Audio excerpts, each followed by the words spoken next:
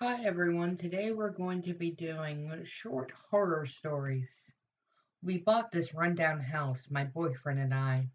When he started working on converting the kitchen into the main bedroom, I insisted on removing the old wallpaper. The previous owner papered every wall and ceiling in the house.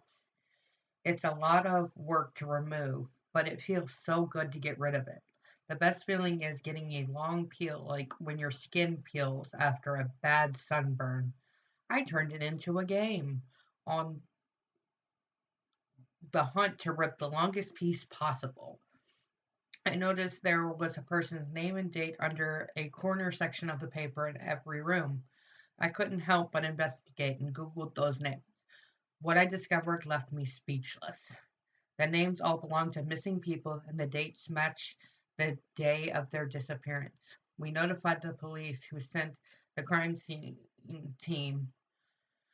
I overheard one of them say, "Yeah, it's human." Wait, what's human? Ma'am, where's all the material you removed? This isn't wallpaper. Ooh, that's horrifying.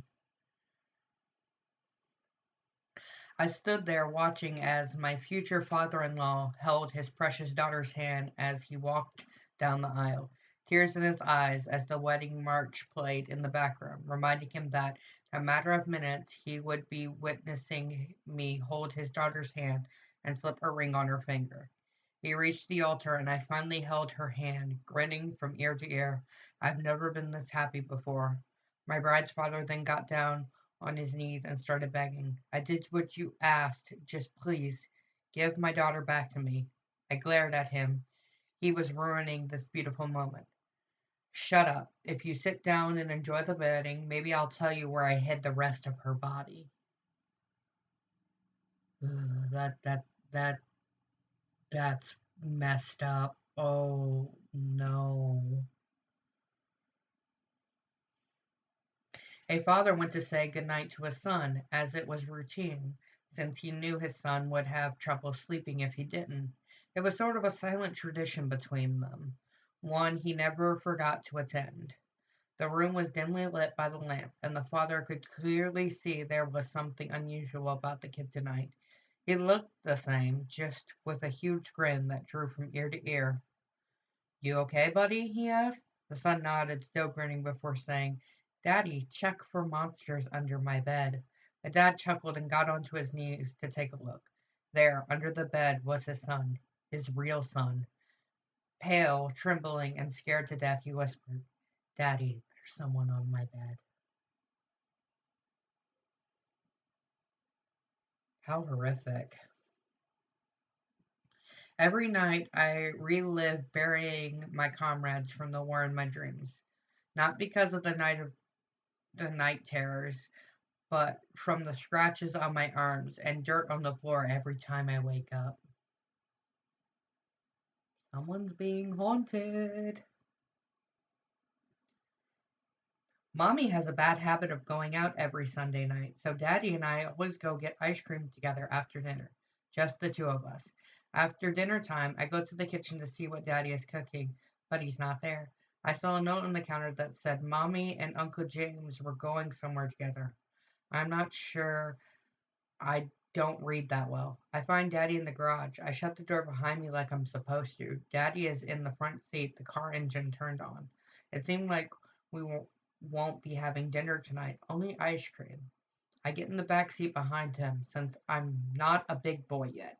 Daddy doesn't answer when I say hello to him. Maybe he can't hear me over how loud the car is. I think I'll take a nap on the way to the ice cream shop. I feel kind of sleepy. That's really sad. That's not scary, that's sad. When I smile in her direction, she didn't smile back. There's something really wrong with this mirror. I don't know why I looked up, but as soon as I did, I saw a man standing against my window, forehead on the glass, still eyes, red stick, lipstick red, cartoonish smile. My wife was sleeping upstairs, our son in the crib. I didn't move a finger, frozen as I watched him past the glass.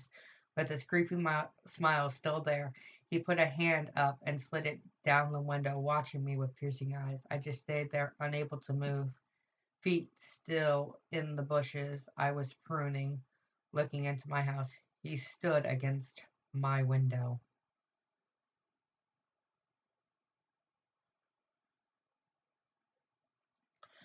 My 4-year old said he wished he didn't have to knock to get into the house. I told him about doorbells, and he asked if we would install one on his window.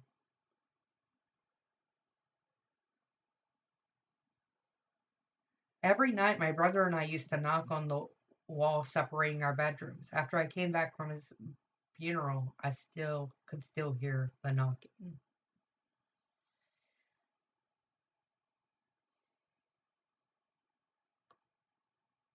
I opened the door to see a policeman who informed me my husband died in a car crash. I turned my head to see my husband sitting at the table and eating the dinner I just served, grinning at me.